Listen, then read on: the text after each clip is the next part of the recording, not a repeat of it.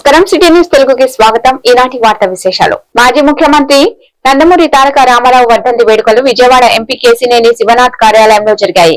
ఎన్టీఆర్ చిత్రపటానికి పూలమాలలు వేసి నివాళులర్పించిన టీడీపీ నాయకులు విజయవాడ మాజీ మేయర్ కోనేరు శ్రీధర్, గన్నె ప్రసాద్, బొప్పన భవకుమార్, టీఎన్టీయూసీ ఉపాధ్యక్షులు పచ్చూరి ప్రసాద్, గురునాథం తదితరులు నివాళులర్పించారు. ఈ సందర్భంగా గన్నేరు ప్రసాద్, దుర్గగుడి చైర్మన్ బొర్ర రాధాకృష్ణ, బొప్పన భవకుమార్, గురునాథం మాట్లాడుతూ ఎన్టీఆర్ రామారావు 30వ వర్ధంతిలో పాల్గొనడం జరిగిందని, అన్న ఎన్టీఆర్ పాలనలో తీసుకువచ్చిన సంస్కరణలు ఇప్పుడు అన్ని పార్టీలు అనుసరిస్తున్నాయని, ఆయన జీవితం ఆయన పాలన అందరికీ ఆదర్శమని అన్నారు.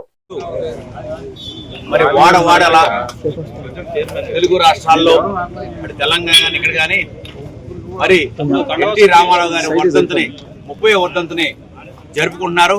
ప్రజానీకం అంతా కూడా మరి దీనికి కార్యకర్తలే కాదు, పార్టీ వాళ్ళే కాదు, అభిమానులు, ప్రజలు అందరూ కూడా.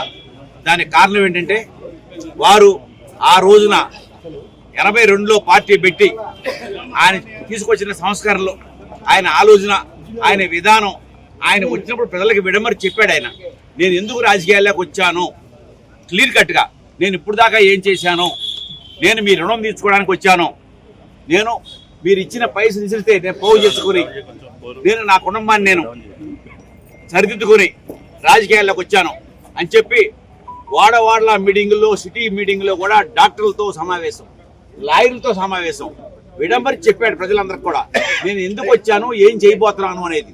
ఆయన చెప్పింది ఒకటే, స్టార్ హోటల్లో ఉండేవాడి గురించి కాదు, అట్టడుగు వర్గాలు పూరి గుడిసెలో ఉండేవాడిని మనం చూసుకోవాలి, దానికోసమే నేను వచ్చాను అని చెప్పి దానికోసం ఆయన సింబల్ కూడా పార్టీ సింబల్ పెట్టాడు. ఆయన నందమూరి తారక రామారావు ఆయన పేరు చెబితేనే తెలుగు జాతి మొత్తం యావత్తు ఉత్తేజంతో ఉప్పొంగుతారు. ఆయన గతించి ఇప్పటికీ కూడా 30 సంవత్సరాలు అయినప్పటికీ కూడా చరిత్రలో దైవం మనుష్య రూపేణ మరి ప్రజల్లో దేవుడిగా మిగిలిపోయారు. అటువంటి ఖ్యాతి సంపాదించుకున్న ఆయన ఎప్పటికీ కూడా తెలుగు జాతి గుండెల్లో బతికే ఉంటారు. మరి ఏదైతే ఆయన చేసినటువంటి సంస్కరణలు అన్ని రంగాల్లో, దీంట్లో విద్యారంగంలో కానీ, వైద్య రంగంలో కానీ, మరి వ్యవసాయ రంగంలో కానీ, మరి అలాగే నీటిపారుదల శాఖలో కానీ ఇవాళకి కూడా 2 ఉమ్మడి తెలుగు రాష్ట్రాల్లో కూడా అగ్రగామిగా ముందుకు సాగుతున్నాయి. అంటే మరి వాళ్ళ ఆయన యొక్క బాటలోనే అందరూ కూడా ప్రయాణం చేస్తూ ఉంటారు. మరి ఏ రాజకీయ నాయకుడైనా, ఏ పార్టీ వారైనా ఆయన పేరు చెప్పందే ఆయన సంస్కరణలు. ఎన్టీ రామారావు 30వ వర్ధంతి సందర్భంగా వాడవాడల అట్లాగే కేశినేని శివనాథ్ గారి ఆఫీసులో, మన ఎంపీ గారి ఆఫీసులో జరుగుతున్న ఈ కార్యక్రమానికి ఇచ్చేసిన పెద్దలందరికీ నా నమస్కారాలు తెలియజేస్తూ, అట్లాగే ఈ కార్యకర్తలు ప్రతి విషయంలోనూ ఎన్టీ రామారావు అంటే ఆయన ఎవరో తెలియని ఆయన కూడా 30 ఏళ్ల వయసు ఉన్న కూడా ఎన్టీ రామారావుని స్మరించుకుంటూ ఈరోజు చేస్తున్న కార్యక్రమానికి ధన్యవాదాలు తెలియజేస్తూ, అట్లాగే ఆయన భావాలు కూడా ప్రజల్లో ఉండాలని చెప్పి తెలియజేస్తూ, దాన్ని అనుసరిస్తూ ఇవాళ 4,000 రూపాయల వరకు పెన్షన్ తీసుకెళ్లడమే కాదు, పార్టీల్లో ఉన్నవారు కూడా ప్రపంచంగా నేపథ్యంలో ఆయన నిర్మాణం చేసిన పార్టీ విధానాలు కానీ, ఆయన ముందడుగు వేసిన అన్నింటిలో కూడా చదువుకున్న మహిళలు ఇవాళ హోమ్ మినిస్టర్లుగా అనేక బాధ్యతల్లోకి వచ్చారంటే ఎన్టీ రామారావు గారి మహిళలకు ఇచ్చిన హక్కులు చాలా గొప్పవి. పెద్దలు చెప్పినట్టు వారు ఆశించని, ఆలోచించని, అవకాశం ఇవ్వని రంగం లేదు. జాతీయ రాజకీయాల్లో కూడా బ్రహ్మాండమైన పాత్ర వహించారు. అమావాస్య పుణ్యదినం సందర్భంగా విజయవాడ ఇంద్రకీలాద్రిపై కొలువై ఉన్న శ్రీ దుర్గా మల్లేశ్వర స్వామి వారి దేవస్థానంలో చండీ హోమం అత్యంత వైభవంగా నిర్వహించబడింది. ప్రత్యక్ష సేవలు మొత్తం 233 మంది భక్తులు నేరుగా యాగశాలలో పాల్గొని చండీ హోమ పూజలను నిర్వహించారు. పరోక్ష సేవలు వివిధ ప్రాంతాల నుండి ఆన్లైన్ ద్వారా బుక్ చేసుకున్న 91 మంది భక్తుల పేర్ల మీద అర్చకులు పరోక్షంగా ఈ చండీ హోమ పూజలు జరిపించారు.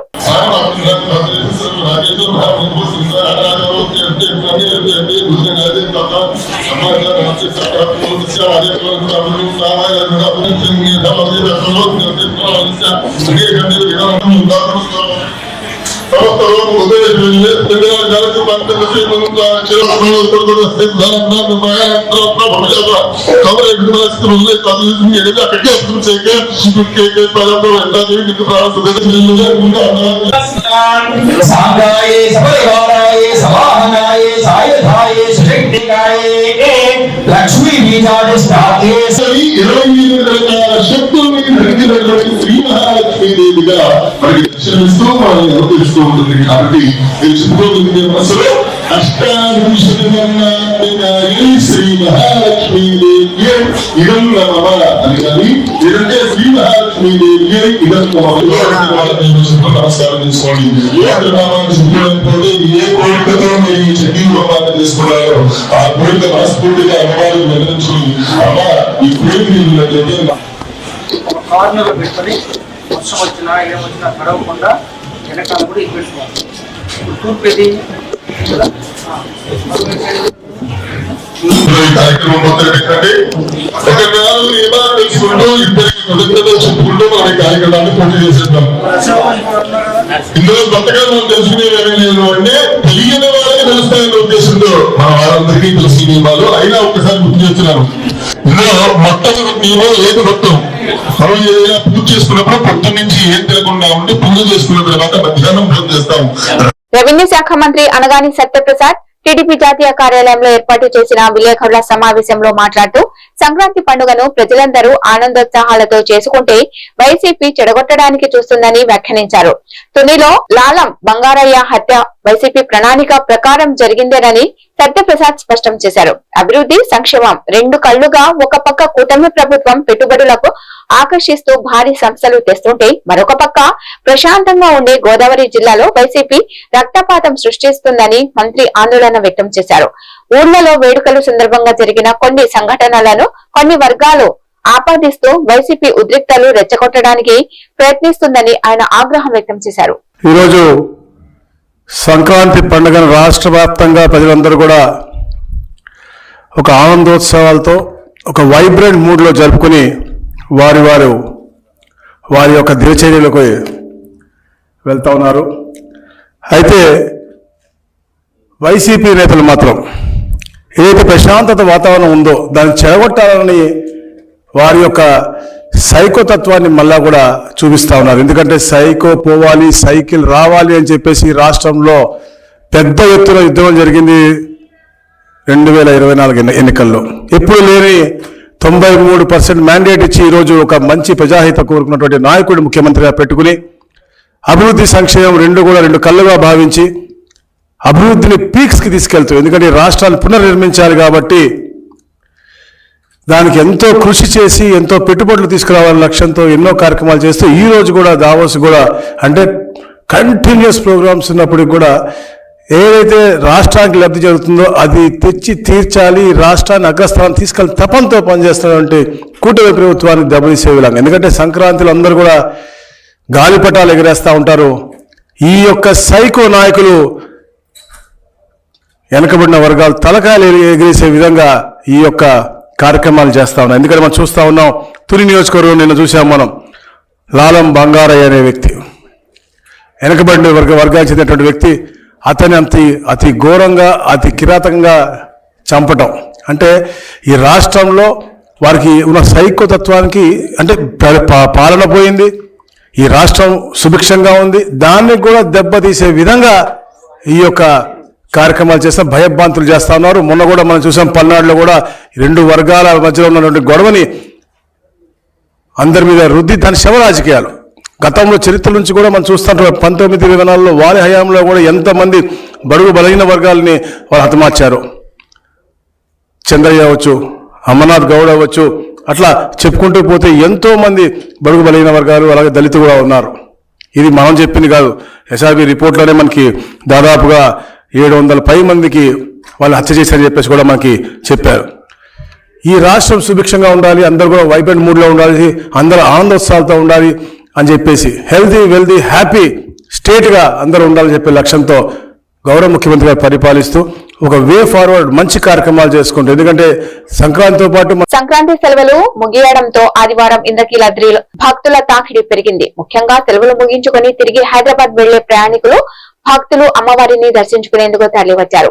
భక్తుల రద్దీని దృష్టిలో ఉంచుకొని ఆలయ కార్యనిర్వహణాధికారి నేడు ఉదయం 9 గంటలకే ఘాట్ రోడ్డులోని అన్ని కౌంటర్లను వ్యక్తిగతంగా తనిఖీ చేశారు. అనంతరం ఆయన స్కానింగ్ పాయింట్ వద్ద ఉండి స్వయంగా క్యూ లైన్లను పర్యవేక్షించారు. భక్తులకు ఎటువంటి ఇబ్బందులు కలగకుండా క్రమశిక్షణతో కూడిన ప్రశాంత దర్శనం కల్పించేలా చర్యలు తీసుకున్నారు. అధికారుల సమన్వయం మరియు ముందస్తు ఏర్పాట్ల వల్ల చివరి సెలవు దినమైనప్పటికీ భక్తులు ఎంతో ప్రశాంతంగా అమ్మవారిని దర్శించుకొని తమ ప్రయాణాలను కొనసాగించారు.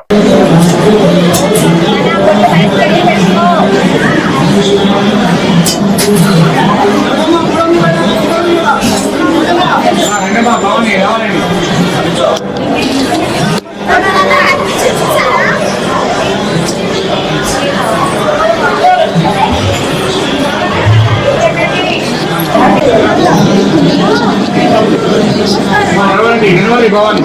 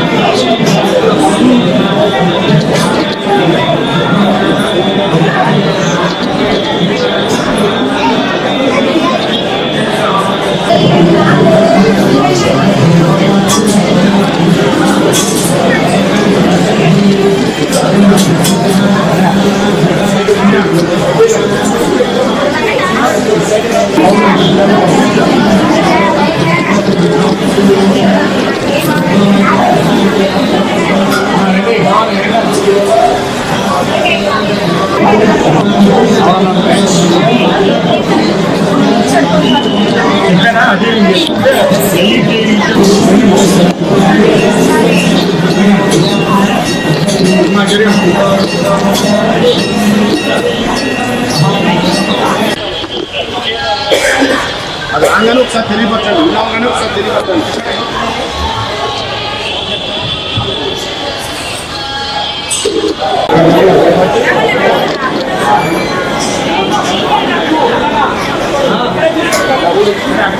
తెలుగు వారిలో చైతన్యం తీసుకొచ్చిన మహా మనిషి ఎన్టీఆర్ అని, ఎన్టీఆర్ ఆశయాల కోసం పనిచేస్తామని మంత్రి కొల్లు రవీంద్ర అన్నారు. కృష్ణా జిల్లా మచిలీపట్నం బస్టాండ్ సెంటర్ లో ఎన్టీఆర్ విగ్రహానికి పూలమాలలు వేసి ఘనంగా నివాళులు అర్పించారు. ఈ సందర్భంగా రాష్ట్ర మంత్రి కొల్లు రవీంద్ర మాట్లాడుతూ ఎన్టీఆర్ సినీ జీవితంలో ఎన్నో విభిన్న పాత్రలు పోషించిన మహానటుడని కొనియాడారు. రాజకీయాల్లో తెలుగు వారిని చైతన్యపరిచిన వ్యక్తిని సందర్భంగా గుర్తు చేసుకున్నారు.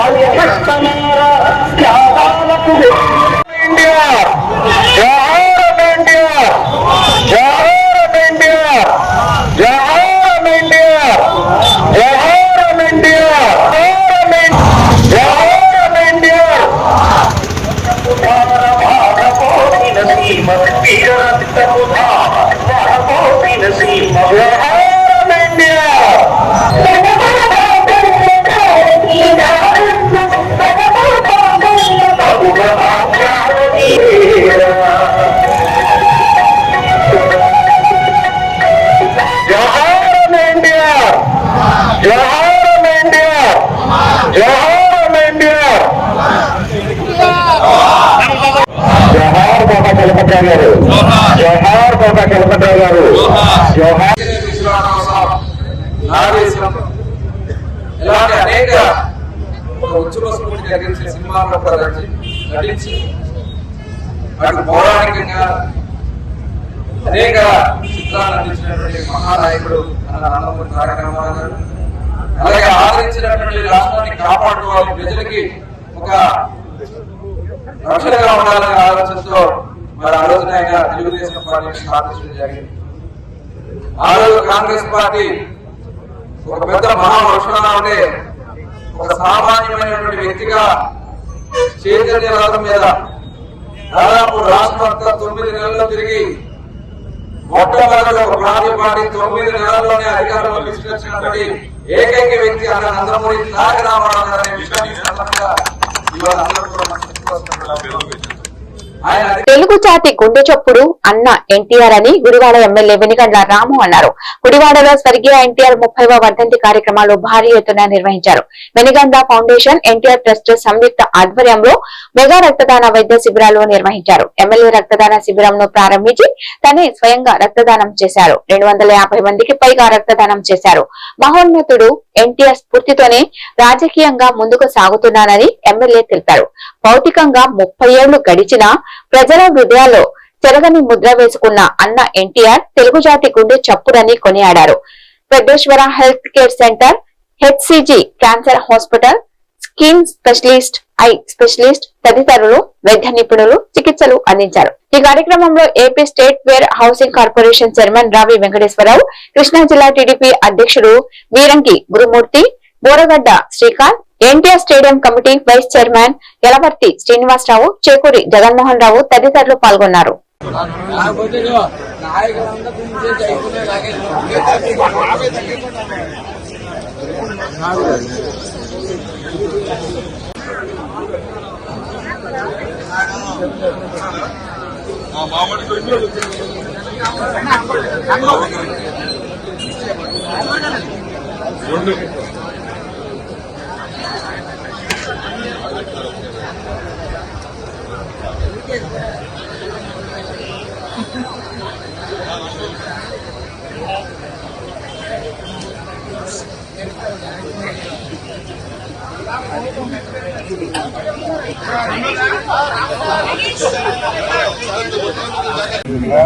ఆయన ఉండగా నాకు వెళ్ళి ఆఫీస్ నుంచి ఇప్పటి నుంచి ప్రాసెస్ ఫాలో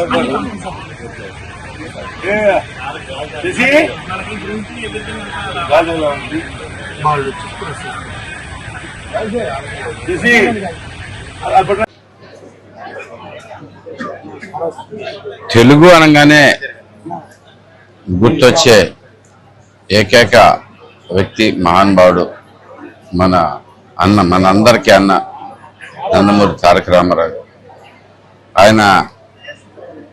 ఆయన గురించి చెప్పాలంటే ఉన్న అన్ని ఉపమానాలను ఉపయోగించినా కానీ ఇంకా తక్కువ అనిపిస్తా ఉంటుంది. మనం చూసుకుంటే కనుక ప్రతిసారి పేదలకి అన్నం పెడుతున్న దగ్గర నుంచి గూడు గూడు గుడ్డ అనే నినాదం దగ్గర నుంచి ప్రతి ఒక్కరి ప్రజలే దేవుళ్ళు అనే నినాదం ఇచ్చి తీసుకెళ్లి ప్రజలందరినీ కూడగట్టుకుంటూ కాకుండా అంటే ఎంతో బాగా సెటిల్ అయిపోయింది, అందరితోనూ పూజింపబడతా ప్రతి ఒక్కరూ లైక్ చేసుకుంటా ఉండే వ్యక్తి ప్రజలకు సేవ చేయాలని చెప్పి రాజకీయాల్లోకి తీసుకొచ్చి రావటమే కాకుండా ఎంతో మందికి స్ఫూర్తిదాయకంగా తెలుగు ప్రజల్లోంచి అంటే నాలాంటి ఎంతో మందికి కూడా అంటే మనం ఏం చేసినా కానీ ప్రజలకు ఫైనల్లీ సేవ చేయటమే దానికి మించిన మా భాగ్యం మరి ఒకటి ఉండదు అని చెప్పేసి మీ అందరం కూడా అనుకునేట్టు చేసిన అంతటి మహానుభావుడు ఎన్టీ రామారావు గారు.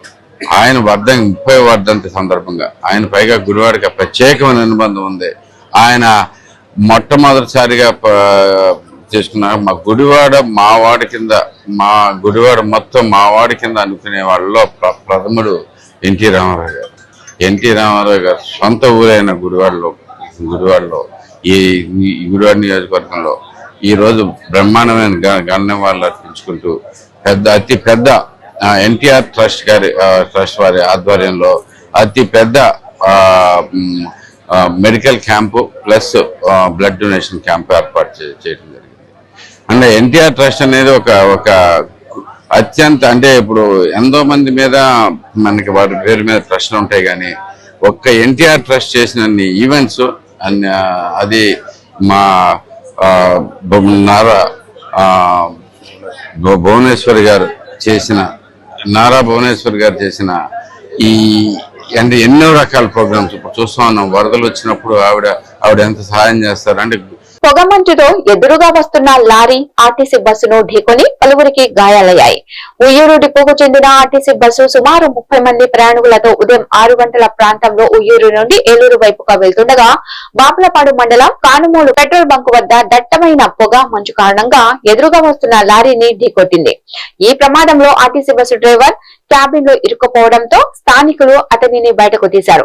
బస్సులో డ్రైవర్ వెనుక సీట్లలో కూర్చున్న పలువురు ప్రయాణికులకు గాయాలు కావడంతో క్షతగాత్రులను 108 లో గుడివాడ ప్రభుత్వ ఏరియా ఆసుపత్రికి తరలించగా వైద్యులు చికిత్స అందించారు.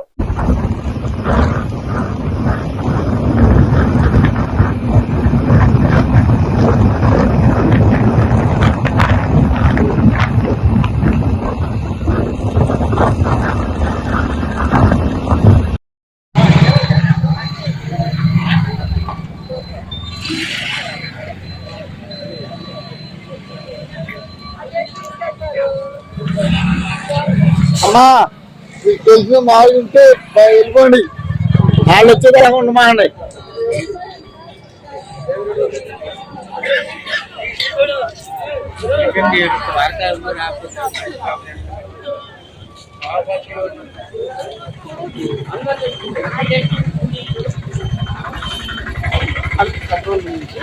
రామకృష్ణ గారు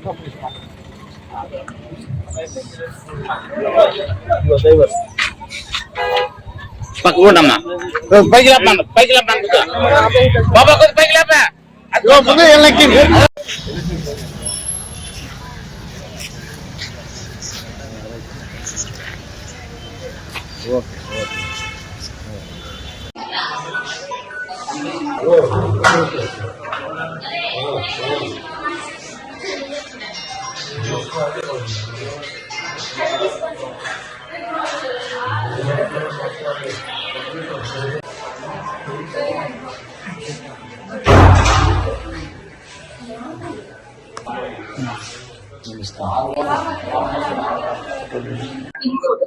మేము అది వియ్యూరు డిపో బస్ అండి. మేము కాటూరులో ఎక్కాము.